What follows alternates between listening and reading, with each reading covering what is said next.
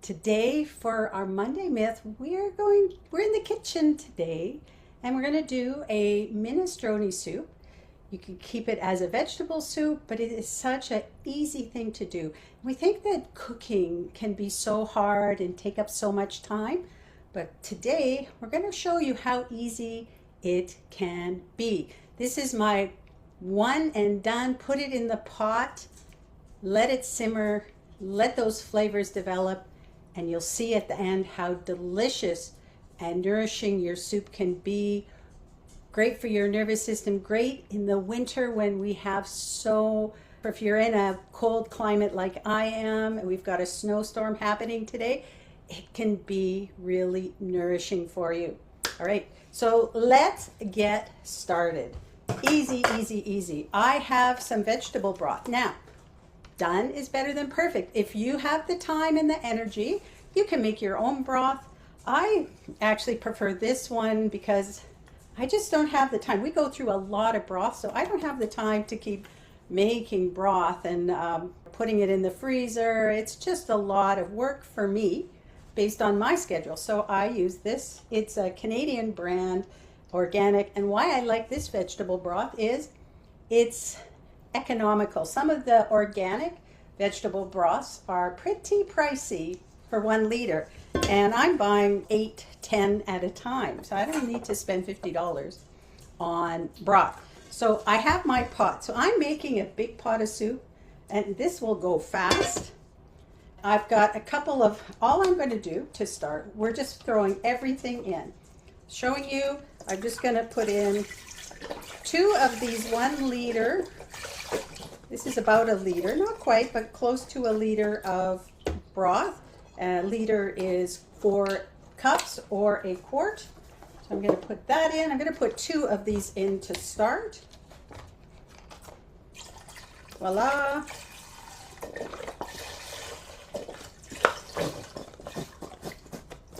Beautiful. Now, put that off to the side. I'm going to add a can of tomatoes here. So this is diced tomatoes. It's a 28 ounce or 796 mil. So it's a big can of diced tomatoes. Just going to add that in. Put the lid down. I have some garlic here. This is, I shredded a whole clove, not just a clove, but a head of garlic for this. So I'm just going to put this in here. Now I've already shredded it, and when you're making your soup, you want to shred your garlic or mince it first, because the enzymes that have the medicinal properties that are so healing for us, it's called allicin, that needs to come out. So you need to let mince or cut up your garlic and let it sit for 10 minutes or 15 minutes to allow that enzyme to really develop so that you can get the medicinal properties. And once you add it to the other foods, then it doesn't work the same way. You don't get that same level of nourishment. All right, and I'm going to put this now on my burner on high to start getting it to come to a boil.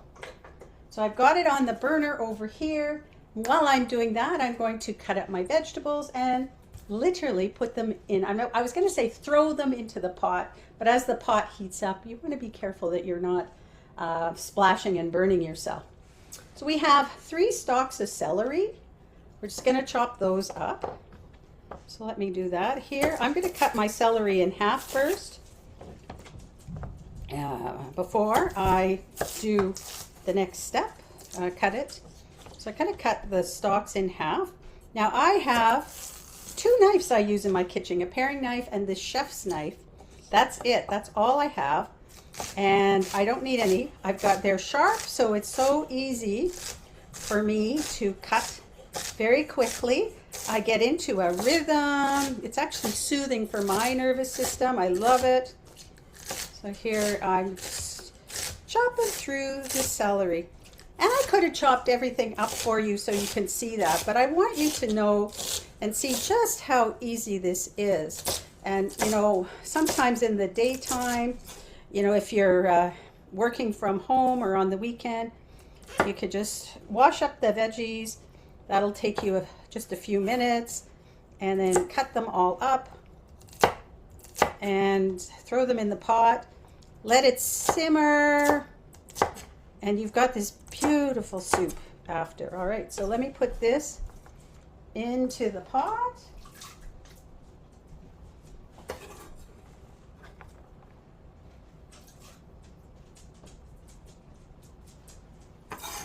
Beautiful. With the garlic, it's already starting to smell so good. I love garlic. Right, now I have some carrots. So I've got about 6 or 7 thin carrots, smaller carrots. If you have bigger ones, you may want to do like 3 or 4. It's really up to you. Now I have peeled mine. If you can do them with the skins on and just wash them, that's even better, because there's nutrients in the skins that you can take advantage of. Now, my family doesn't like it with the skins on. I don't mind it. I'm happy to leave the skins on, but if I'm making it for my family, they are a little bit not so liking that. So I peel the carrots first because of my family. And again, I want to say, done is better than perfect. It's better that you have the soup and maybe you peel the carrots so everybody will eat it, and then that way everybody's getting the nutrients and taking advantage of the beautiful soup that you made. All right, here we go. Just going to be very careful about those end pieces. Done, done, done, done.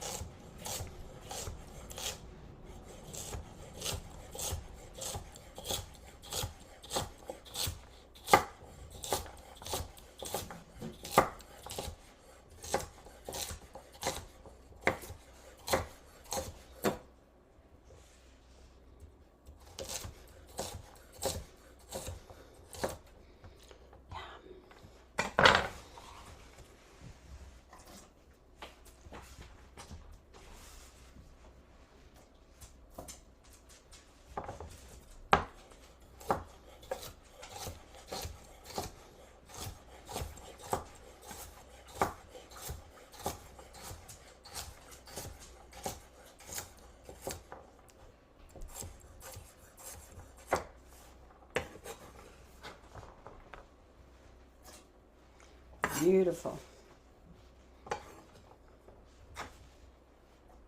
Next, I'm cutting up some onion. So I have 1 onion here. There's many ways to cut an onion, but the way that seems to work the best for me is there's the end that has the fibers, the roots on it, and then there's the other end that was out where the stem was that goes out of the ground. I usually cut this end off, and then I cut the onion in half at the root.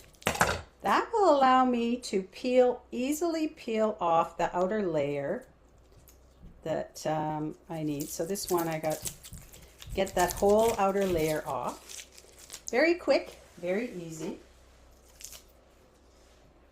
I just want to make sure I get all of the fibers and skin off of it, because I don't want that to end up in my soup. That would not be good. All right. Just going to clean this off so that I'm not getting skins and root fibers into my thing. So now what I do is I cut across the onion, the ball of the onion, a number of cuts. You don't have to be perfect. Done is better than perfect. So you don't have to be perfect. You don't have to fuss with this on size. Just cut it up because it's going to be in your soup. So I'm going to cut up. So I've got 2 globes of onion. Then what I'm going to do is I'm going to take them on this side and cut them up into dice very quickly. So this is what works. And you have to be careful when you get to the end. It gets a little tougher on the end. But look at how quick that is.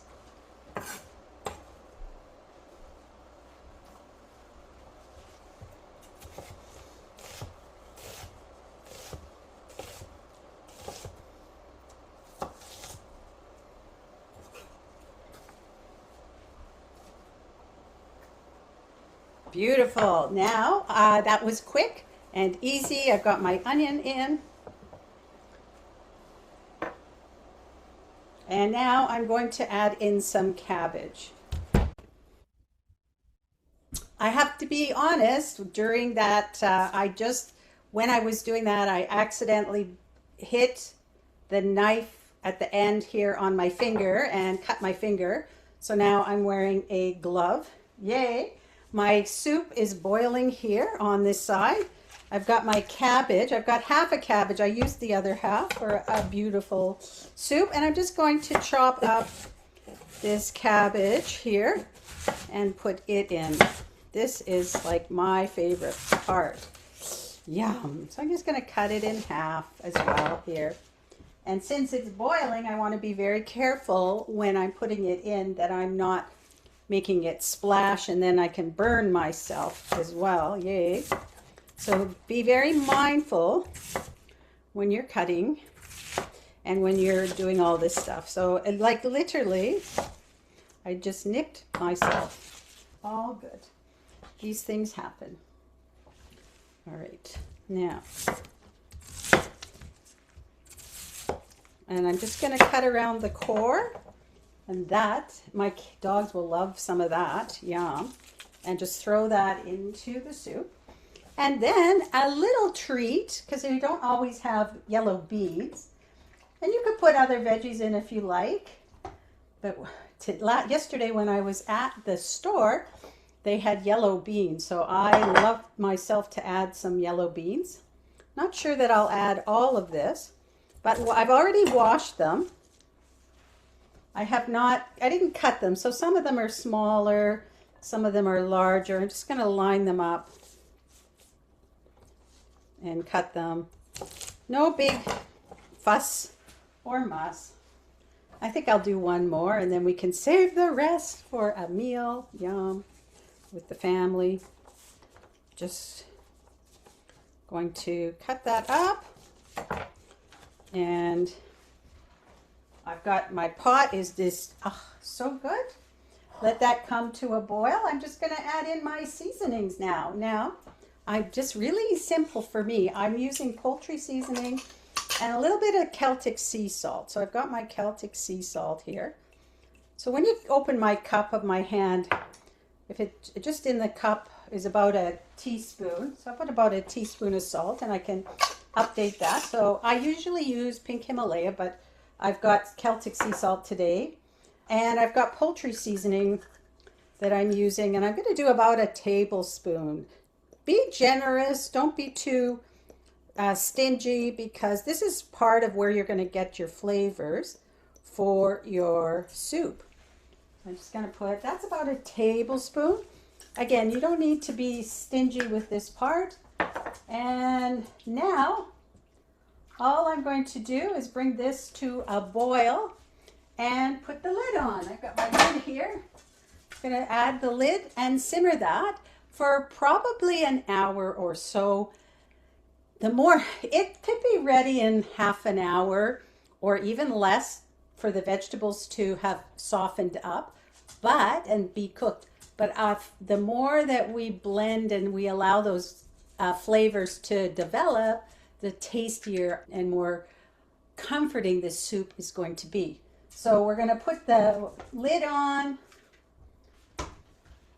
let this simmer, and we will be back for the next step. We are back. I've let the soup simmer for about an hour and a half, and all of my things are soft. I've got the flavors going. So I'm going to add some pasta. I have elbow macaroni. You can get, now if you want, you can just say I'm done. You don't need to add the pasta, and you've got a beautiful vegetable soup.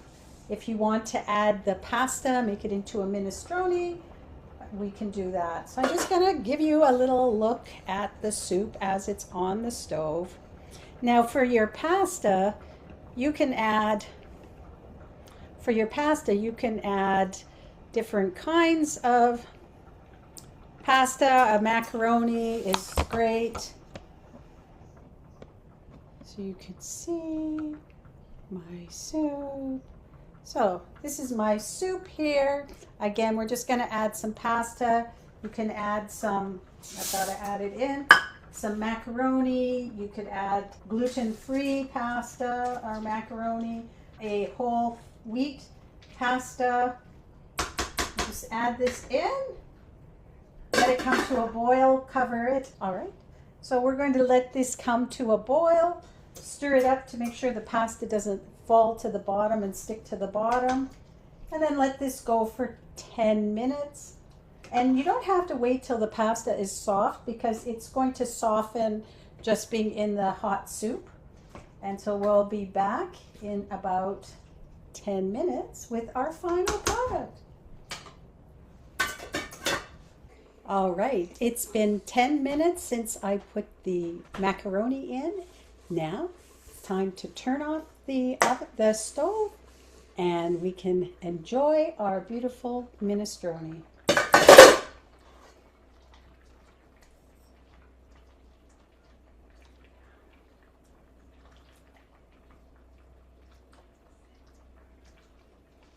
And as the soup continues to, I guess, sit in the pot, the macaronis will continue to absorb some of the liquid and soften up even more. So I have beautiful minestrone soup for as beautiful on a cold day. Yeah. Enjoy. Thanks for watching.